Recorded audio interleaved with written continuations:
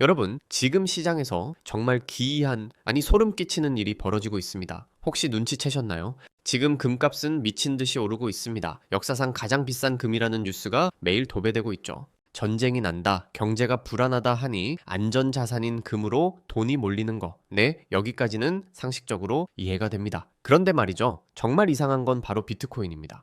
우리가 흔히 비트코인을 뭐라고 부르나요? 디지털 금이라고 하잖아요. 금과 비트코인은 달러 가치가 떨어질 때 같이 오르고 달러가 강해지면 같이 떨어지는 이른바 커플링 관계가 정석이었습니다. 그런데 지금 상황을 보세요. 금은 천장을 뚫고 우주로 가는데 비트코인은 바닥을 모르고 추락하고 있습니다. 완전히 정반대로 가고 있죠. 많은 분들이 이렇게 생각하실 겁니다. 아, 코인 시장에 또 무슨 악재가 터졌나 보네? 규제 이슈인가? 해킹인가? 단언컨대 절대 아닙니다. 지금 비트코인이 무너지는 건 코인 개별의 문제가 아닙니다. 이것은 지금 전 세계 금융시장의 심장이라고 할 수 있는 미국, 그 중에서도 가장 은밀한 곳에서 피가 멈추고 있다는 아주 강력한 경고 신호입니다.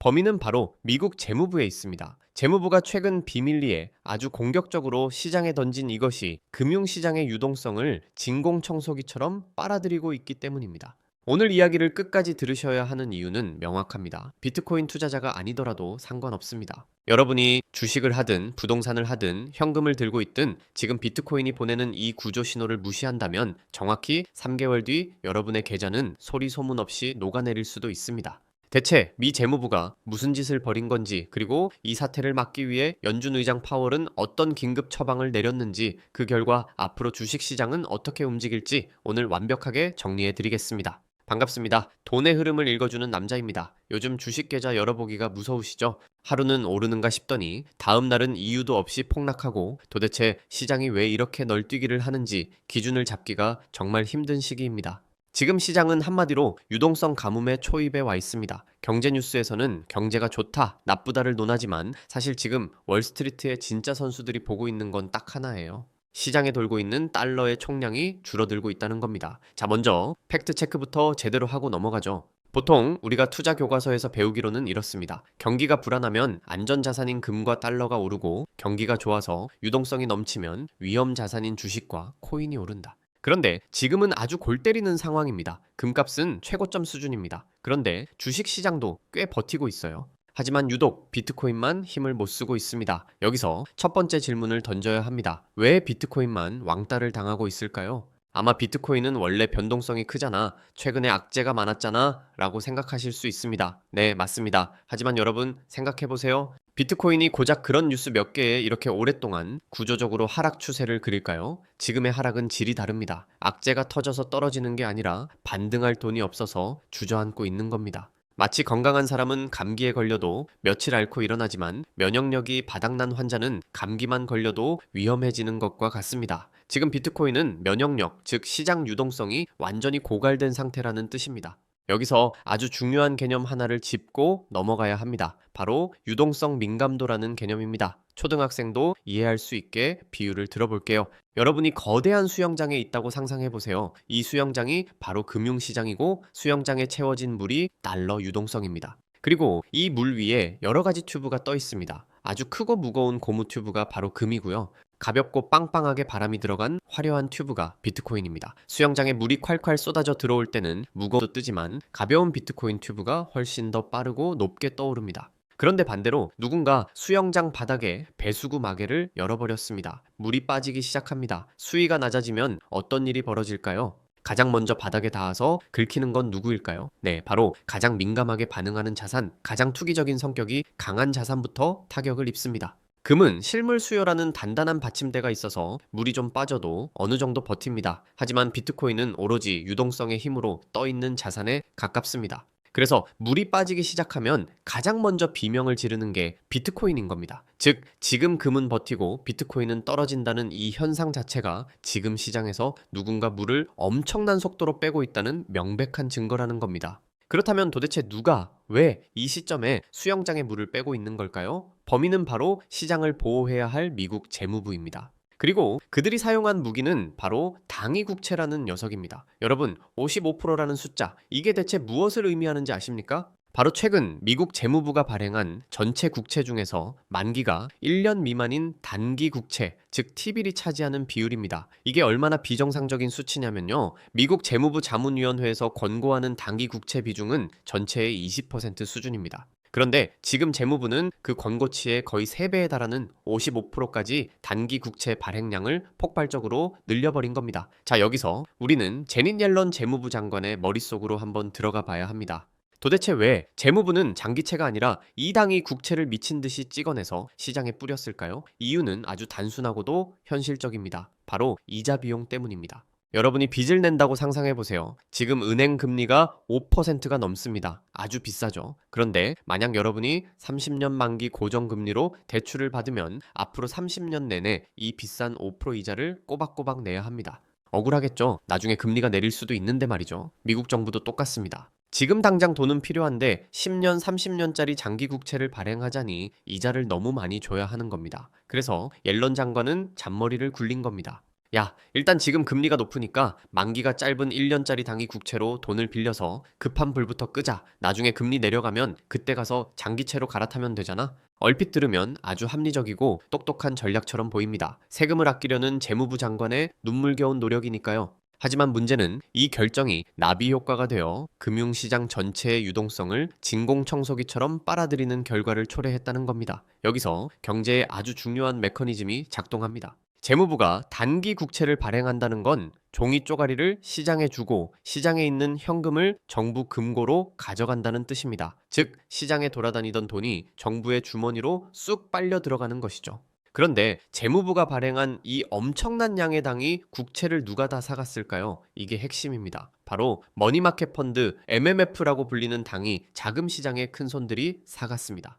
원래 이 MMF 형님들은 돈을 어디에 두고 있었냐면 연준의 영래포라는 창구에 돈을 맡겨두고 있었습니다. 영래포는 쉽게 말해 연준이 운영하는 초당기 예금 통장 같은 겁니다. 그냥 안전하게 돈 넣어두고 쏠쏠한 이자를 챙기고 있었죠. 그런데 재무부가 갑자기 나타나서 꼬시는 겁니다. 야, 연준 영래포 통장보다 내가 발행한 단기 국채 금리가 조금 더 높은데 이거 안 살래? 자본주의는 냉정하죠. 0.06%라도 이자를 더 주면 돈은 움직입니다. 그래서 MMF 자금들이 영래포 창구에서 우르르 빠져나와서 재무부의 당이 국채로 대거 이동했습니다. 우리는 이걸 머니무브라고 부릅니다. 여기까지 들으면 그냥 돈이 오른쪽 주머니에서 왼쪽 주머니로 옮겨간 거 아니야? 그게 뭐가 문제인데? 라고 생각하실 수 있습니다. 하지만 진짜 문제는 바로 이 과정에서 시장 전체를 떠받치던 인겨 유동성이 말라버렸다는 사실입니다.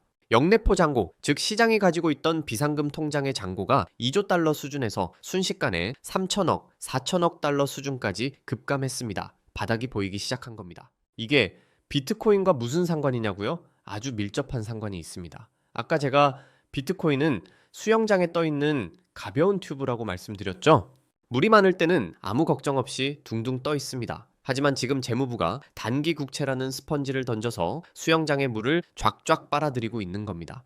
영래포 잔고가 줄어든다는 건 시장이 충격을 받았을 때 완충 작용을 해줄 쿠션이 사라진다는 뜻입니다. 돈이 국채로 묶여버리니 정작 비트코인이나 주식 같은 위험 자산으로 흘러갈 여유 자금이 사라진 것이죠. 사람들이 비트코인을 싫어해서 파는 게 아닙니다. 비트코인을 살 여분의 현금이 국채라는 블랙홀로 빨려 들어갔기 때문에 매수세가 실종된 겁니다. 사는 사람이 없으니 가격은 당연히 흘러내릴 수밖에 없죠. 이것이 지금 비트코인 하락의 진짜 원인, 수급의 불균형입니다. 재무부가 쏘아올린 이 거대한 유동성 흡수 작전은 결국 시장의 가장 약한 고리부터 끊어내기 시작했습니다. 은행들이 슬슬 비명을 지르기 시작한 겁니다. 시중에 있는 현금이 전부 국채를 사는데 들어가 버리니까 정작 은행들이 당장 급할 때 써야 할 지중음, 즉 은행의 비상금마저 부족해지는 현상이 나타난 겁니다. 상황이 이 지경이 되자 결국 연준 의장 제롬 파월이 긴급 소방수로 등장했습니다. 여러분이 뉴스에서 보셨을지도 모르는 그 내용, 바로 연준이 매달 400억 달러 규모의 국채를 다시 사들이겠다는 발표입니다. 많은 분들이 이걸 보고 이렇게 생각하셨을 겁니다. 와, 연준이 돈 푼다. 이제 양적 완화 시작인가? 주식이고 코인이고 다 날아가겠네 라고 말이죠. 하지만 진정하셔야 합니다. 냉정하게 뜯어보면 이건 우리가 알던 그 신나는 돈 잔치, 양적 완화와는 성격이 완전히 다릅니다. 파월 의장은 지금 경기를 부양하려고 돈을 뿌리는 게 아닙니다. 재무부가 막아버린 하수구를 뚫기 위해 어쩔 수 없이 배관 공사를 하고 있는 겁니다. 재무부가 단기 국채를 발행해서 시중의 돈을 빨아들이니까 시장이 숨을 못 쉬어서 캑캑거리는 상황이 온 거고요. 이걸 보고 놀란 연준이 인공호흡기를 가져와서 야, 숨은 쉬게 해줄게 하면서 매달 400억 달러씩 산소를 공급해주는 꼴입니다. 자, 여기서 우리는 계산기를 한번 두드려 봐야 합니다. 이 싸움의 승자가 과연 누가 될지 말입니다. 한쪽에서는 재무부 장관 옐런이 수천억 달러 규모의 국채를 쏟아내며 시중 자금을 진공청소기처럼 빨아들이고 있습니다. 반대쪽에서는 연준 의장 파월이 매달 400억 달러라는 바가지로 물을 다시 채워넣고 있죠. 이게 과연 균형이 맞을까요? 재무부가 퍼가는 속도가 빠를까요? 아니면 연준이 채워주는 속도가 빠를까요?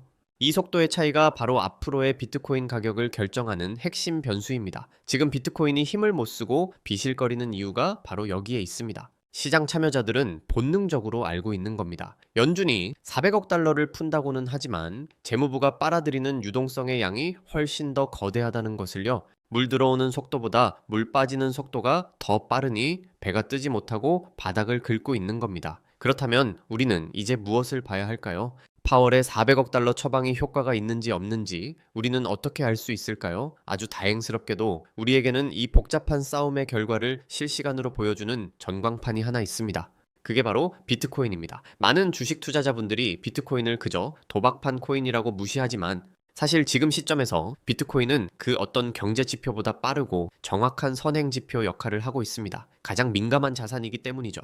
만약 파월의 400억 달러 유동성 공급이 시장의 갈증을 해소하기에 충분하다면 가장 먼저 반응하는 것은 나스닥이 아니라 비트코인일 겁니다. 비트코인이 의미 있는 거래량을 동반하면서 반등에 성공한다면 그것은 이제 시장에 다시 피가 돌기 시작했다는 가장 강력한 신호입니다. 그리고 그때가 되면 주식시장도 뒤따라서 안도 랠리를 시작하겠죠. 하지만 반대로 연준의 노력에도 불구하고 비트코인이 계속해서 맥을 못 추고 바닥을 긴다면 어떨까요? 그건 아직 유동성 가뭄이 해결되지 않았다는 뜻입니다. 재무부의 진공청소기가 여전히 더 강력하다는 증거죠. 이 상태에서 섣불리 주식 저점 매수에 들어갔다가는 비트코인 다음 타자로 쓰러지는 주식시장의 폭락을 온몸으로 맞게 될 수도 있습니다. 자금 경색은 코인 시장에서 시작해서 결국 주식 시장으로 전이되기 마련이니까요. 그래서 제가 영상 초반에 말씀드린 겁니다. 비트코인 투자자가 아니더라도 지금은 반드시 비트코인 차트를 띄워놓고 계셔야 한다고 말이죠. 여러분의 주식 계좌를 지킬 수 있는 골든타임이 바로 거기에 표시되고 있으니까요.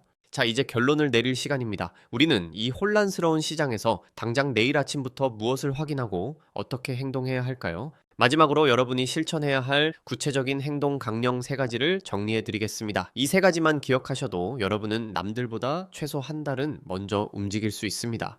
첫 번째, 비트코인의 추세를 주식 투자의 신호등으로 삼으세요. 많은 주식 투자자분들이 비트코인은 너무 위험해. 나는 안전하게 삼성전자나 애플만 살 거야. 라고 말씀하십니다. 하지만 그 안전한 주식들이 떨어지기 전에 가장 먼저 비명을 지르는 게 비트코인입니다. 옛날 광부들이 탄광에 들어갈 때 카나리아라는 새를 데리고 들어갔던 것 기억하시나요?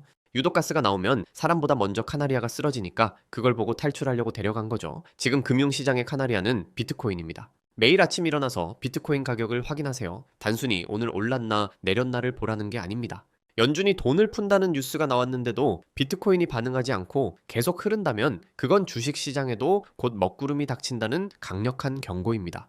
이때는 주식 비중을 줄이고 현금을 확보해야 합니다. 반대로 비트코인이 바닥을 다지고 거래량이 터지면서 올라온다면 그때가 바로 주식시장의 저점 매수 타이밍입니다. 두 번째, 미국 재무부의 국채 발행 계획을 체크하세요. 너무 어렵게 들리시나요? 복잡한 보고서를 다 읽을 필요는 없습니다. 딱 하나, 분기별 국채 발행 계획, 영어로 QRA라고 하는 발표가 나올 때 뉴스 헤드라인만 보시면 됩니다. 여기서 재무부가 단기 국채 비중을 줄이겠다, 혹은 장기채를 늘리겠다, 이런 멘트가 나오는지가 핵심입니다.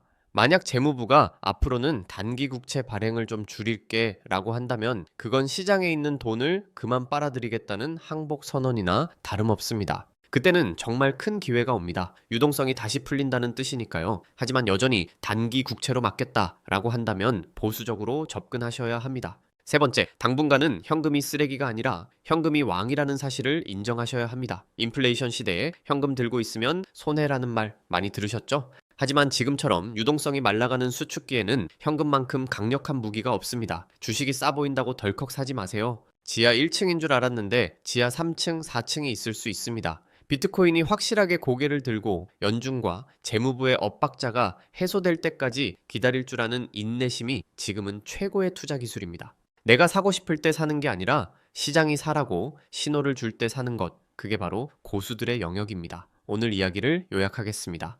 금값은 오르는데 비트코인이 떨어지는 기이한 현상, 그 뒤에는 미국 재무부의 과도한 단기 국채 발행이라는 유동성 블랙홀이 있었습니다. 연준이 뒤늦게 400억 달러를 들고 와서 수습하고 있지만 아직 재무부의 진공청소기를 이기기에는 역부족인 상황입니다. 이 힘겨루기가 끝나는 시점, 그 변곡점을 가장 먼저 알려주는 것은 바로 비트코인입니다. 여러분의 소중한 자산을 지키는 것은 막연한 감이나 운이 아닙니다. 거대한 돈의 흐름을 읽는 눈, 그리고 팩트에 기반한 논리입니다. 비트코인이 보내는 이 신호가 긍정적으로 바뀔 때 제가 가장 먼저 다시 분석해서 여러분께 알려드리겠습니다. 시장이 아무리 흔들려도 중심을 잡고 있으면 기회는 반드시 옵니다. 그때까지 섣불리 움직이지 마시고 이 거대한 판을 냉정하게 지켜보시길 바랍니다. 오늘 영상이 여러분의 투자 판단에 도움이